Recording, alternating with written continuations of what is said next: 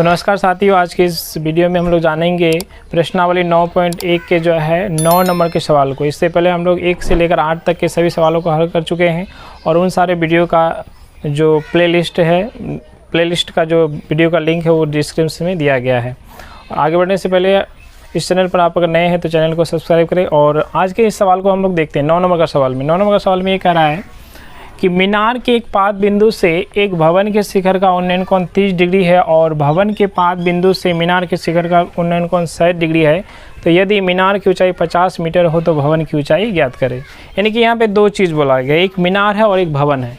और सवाल में दे दिया है कि मीनार की ऊंचाई 50 मीटर है तो भवन की ऊंचाई क्या होगी। ठीक है, तो भवन जो है छोटा होता है, मीनार बड़ा होता है। ठीक है, तो यहाँ पे एक ज़मीन है यानी भूमि है, ज़मीन पर ये मीनार है और उसके बाद ये भवन है यानी ये भवन है और ये मीनार है। तो सवाल में कह रहा है कि एक मीनार के पाद बिंदु, तो ये मीनार का शिखर बिंदु है और ये मीनार का पाद बिंदु है। ये भवन का शिखर बिंदु है, ये भवन का पाद बिंदु है। तो मीनार के पाद बिंदु से भवन के शिखर का उन्नयन कोण, मीनार के पाद बिंदु से भवन के शिखर का उन्नयन कोण जो है 30 डिग्री है। फिर कह रहा है कि और भवन के पाद बिंदु ये है, भवन के पाद बिंदु से मीनार के शिखर का उन्नयन कोण, भवन के पाद बिंदु से मीनार के शिखर का उन्नयन कोण 60 डिग्री है, 60 डिग्री है।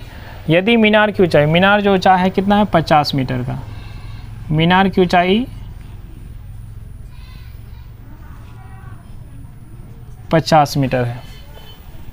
तो सवाल में कह रहा है कि भवन की ऊंचाई क्या होगी। तो मान लेते हैं कि ए बी जो है मीनार है और सी डी जो है भवन है। तो माना कि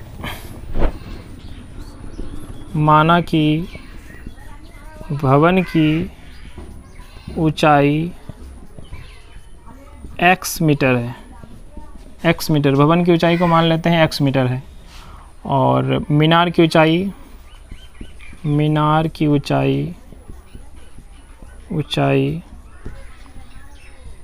ये दिया है 50 मीटर है।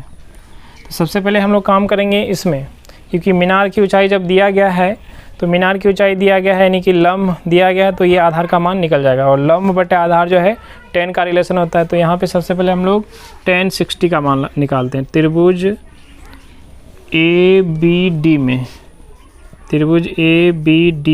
में यहाँ पे अगर 60 लगाते हैं तो tan थीटा का फॉर्मूला हो जाएगा लंब बटे आधार यानी कि AB बटे में BD। और tan 60 का मान होता है √3 और AB का मान दिया है यानी मीनार की ऊंचाई 50 मीटर, BD का मान BD ही रहने देते हैं, BD यानी BD भूमि है।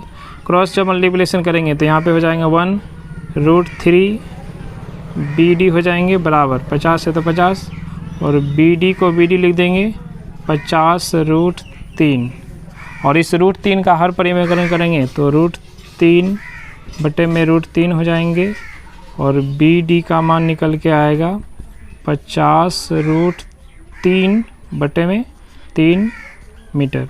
यानी कि ये जो आया हम लोगों का भूमि की जो है दूरी निकला इस बिंदु से। अब त्रिभुज जो है, त्रिभुज BCD में इसमें tan 30 लगाते हैं। tan 30 लगाएंगे तो थीटा का रिलेशन होता है लंब बटे आधार, तो लंब है CD और आधार है BD। तो tan 30 का मान होता है 1/√3 और CD का मान, CD जो कि भवन की ऊंचाई माने थे, भवन की ऊंचाई को माने थे x और BD का मान आया है यहाँ 50√3 बटे में 3। 1/√3 को 1/√3 लिख देंगे। अब ये जो मेन बटे है इसको गुना में चेंज कर देंगे, x हो जाएगा और ये 3 ऊपर चले जाएंगे और 50√3 नीचे आ जाएंगे, 50√3 नीचे आ जाएंगे। अब देख रहे हैं कि बराबर में ये √3 और ये √3 ये दोनों कट जाएंगे, तो यहाँ पे बचा 1 और यहाँ पे बचा हुआ है 3x बटे में 50।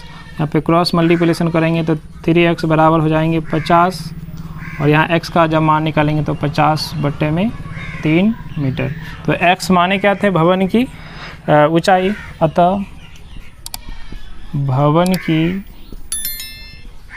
की ऊंचाई 50/3, 50/3 को जो है भागा अगर करेंगे तो ये हो जाएंगे 16.2/3 मीटर। और इस तरह से इसको लिख देंगे 16.2/3 मीटर। यही हम लोग का सवाल का आंसर हुआ। यानी कि 50 को 3 से अगर भागा देते हैं तो ये 16.2/3 हो जाएगा। अब इसको भागा अगर दें 3 से 50 को तो 3 एकम 3 हो जाएंगे, 2 हो जाएगा, यहाँ पे 0 उतारेंगे, 3 जगह 18 हो जाएंगे। और ये जो नीचे में शेष बचता है इसको यहाँ ऊपर में लिखा जाता है, और ये जो जिससे भागा देता है ये नीचे आ गया। तो इस तरह से 50/3 को हम लोग लिख सकते हैं 16.2/3। ये पूर्णांक में अगर देखा जाए तो ये आंसर होगा, और वैसे x का मान निकालेंगे तो ये 50/3 मीटर होगा। तो इस तरह से हम लोगों का ये सवाल यानी कि 9 नंबर का आंसर ये होगा 16.2/3 मीटर।